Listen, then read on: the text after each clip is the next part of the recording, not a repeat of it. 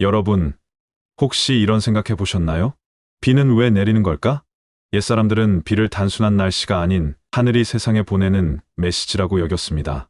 특히 예고 없이 찾아온 소나기나 긴 가뭄 끝에 내리는 단비는 하늘이 자신의 눈물을 흘려 땅에 새로운 생명을 불어넣는 순간이라고 믿었죠.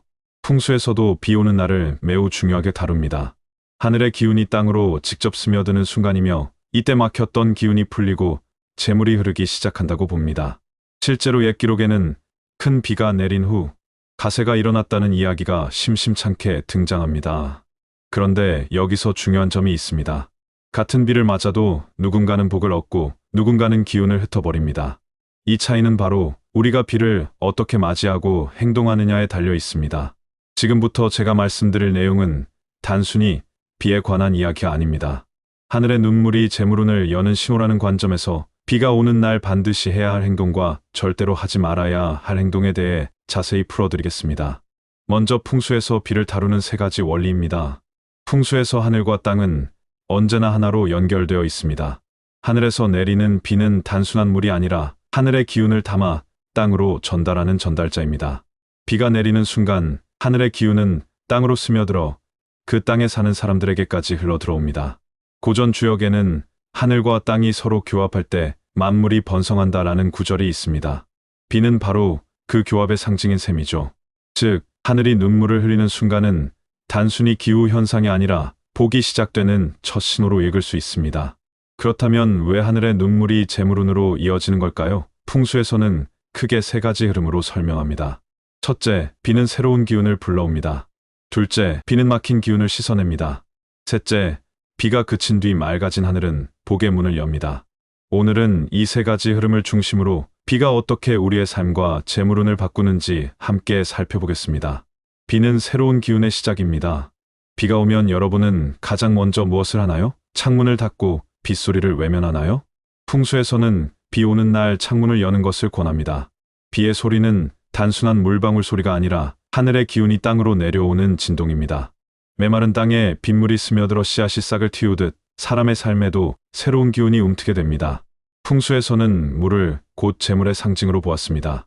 장경에는 물이 흐르는 곳에 재물이 모인다라고 기록되어 있죠. 비는 물의 시작점이자 재물의 시작점입니다.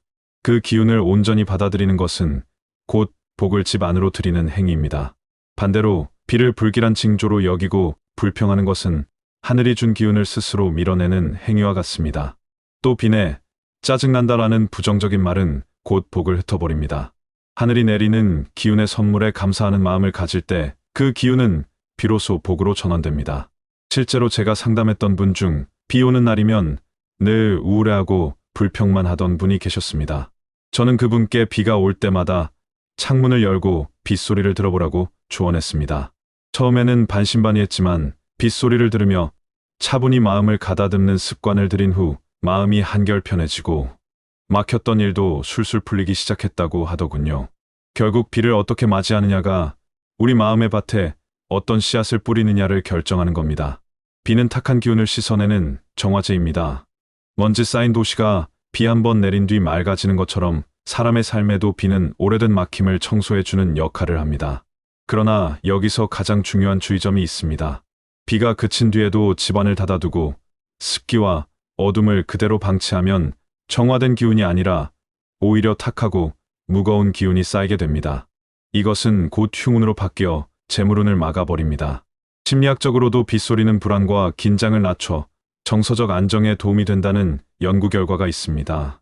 하지만 비가 그친 후에 축축하고 어두운 환경은 오히려 우울감과 무기력함을 유발할 수 있습니다. 따라서 비가 그친 후에는 반드시 창문을 활짝 열고 공기를 교환하는 의식적인 행동이 필요합니다. 젖은 자리는 즉시 닦아내고 현관이나 베란다의 고인 빗물도 반드시 치워야 합니다. 빗물은 흐를 때 복을 가져오지만 고이면 오히려 재물을 썩게 만듭니다. 이처럼 비 온 뒤의 정화 과정은 단순한 청소가 아니라 복을 맞이하기 위한 필수적인 의례입니다. 비가 그친 뒤 복을 고정시키는 세 가지 실천법. 풍수에서는 비가 그친 뒤 맑아진 하늘을 청명이라고 부릅니다. 하늘과 땅이 완전히 소통한 상태이며 이때 우리가 취하는 행동이 재물운을 결정합니다. 첫째, 현관을 밝게 하라. 비 온 뒤 가장 먼저 정리해야 할 곳은 현관입니다. 하늘이 내린 기운이 집 안으로 들어오는 첫 관문이기 때문이죠. 젖은 매트를 갈아주고 작은 촛불이나 조명을 켜서 밝게 해두세요. 복이 들어올 문을 활짝 열어준 것과 같습니다. 둘째, 작은 물길을 만들어라. 비 온 뒤 빗물이 스쳐 지나간 자리나 화분 옆에 작은 물길을 내어보세요. 흐르는 물은 재물의 통로이자 복의 길이 됩니다. 혹은 깨끗한 물 한 잔을 가족이 함께 마시는 것도 좋습니다. 물은 곧 재물이므로 그 기운을 몸속으로 받아들이는 행위가 곧 복을 불러들이는 시작입니다. 셋째, 가족과 함께 감사의 마음을 나눠라. 비 온 뒤 가족이 함께 모여 따뜻한 차 한 잔을 나누며 감사한 마음을 전하는 것. 이 단순한 행동이 바로 복을 고정시키는 풍수적 의례입니다.